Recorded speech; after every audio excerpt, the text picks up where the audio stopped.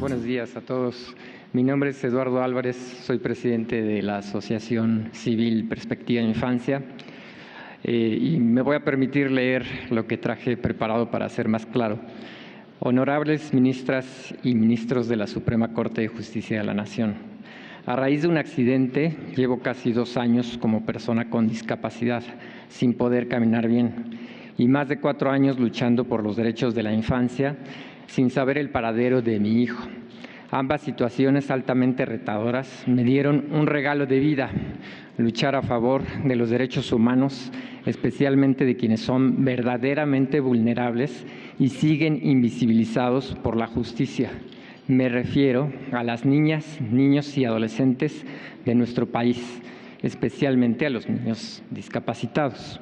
Desde Perspectiva Infancia agradecemos profundamente este ejercicio de apertura institucional que permite a la sociedad civil participar en la deliberación constitucional.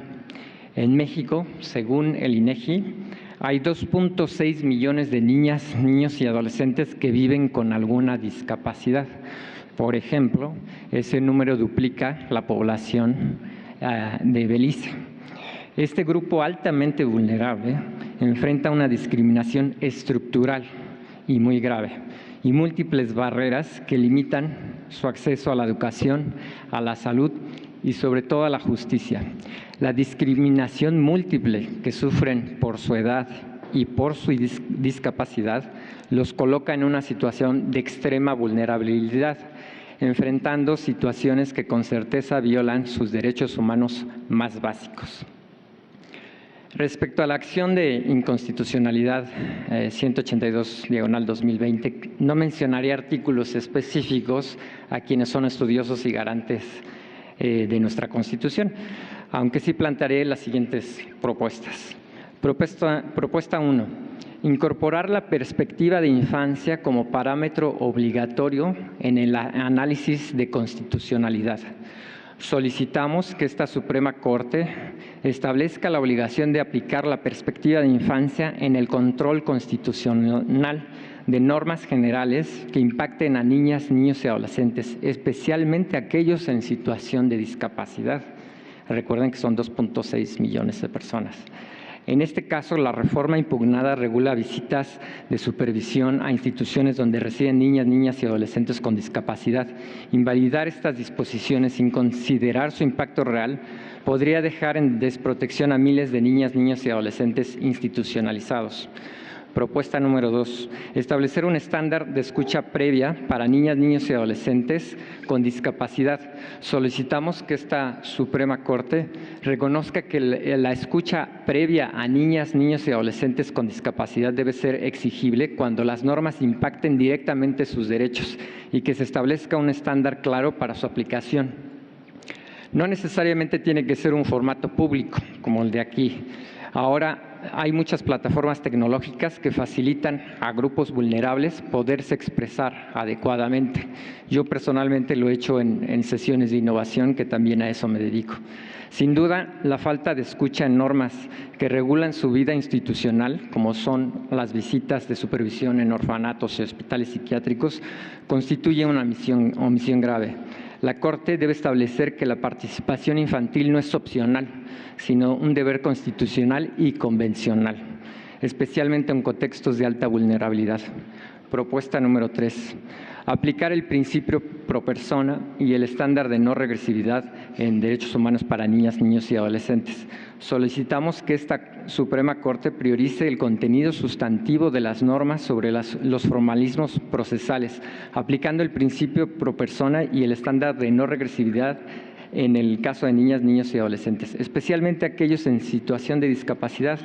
Invalidar estas disposiciones por la falta de consulta previa sin evaluar su contenido amplía o restringe sus derechos. Implicaría un retroceso en la protección de este grupo altamente vulnerable, especialmente aquellos institucionalizados, como ya lo mencioné.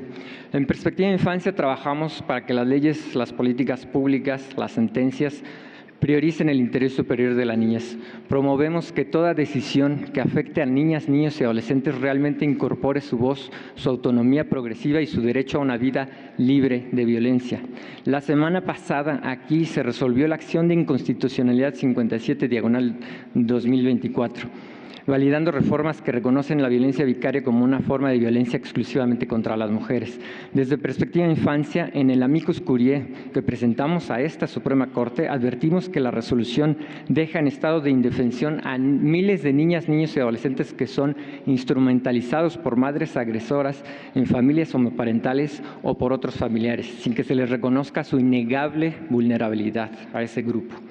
Recordemos que las niñas, niños y adolescentes involucrados en decisiones que se toman en esta Suprema Corte son las únicas víctimas reales.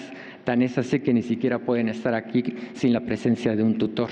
Desafortunadamente y personalmente me consta que México incumple sistemáticamente en sus obligaciones con la niñez, porque llevo más de 4 años sin conocer el paradero, la salud y el bienestar de mi hijo, que hasta el día de hoy está siendo utilizado por interpósita persona por su mamá. Hoy la ley no le reconoce ese tipo de violencia, ni a él ni a miles de niñas, niños y adolescentes. En el 2023, en unas mesas de diálogo que hicimos con diversas autoridades y organizaciones de la sociedad civil, y aquí viene una respuesta a la pregunta que plantearon, en la Comisión Nacional de Derechos Humanos se reconoció que hay una deuda del Estado mexicano con la infancia. Asimismo, definió a la perspectiva de infancia como un horizonte general y permanente para poder resarcirla. Esto refleja la urgencia de incorporar la perspectiva de infancia en todas las sentencias de esta Corte. Por favor, verdaderamente incluyan a niñas, niños y adolescentes.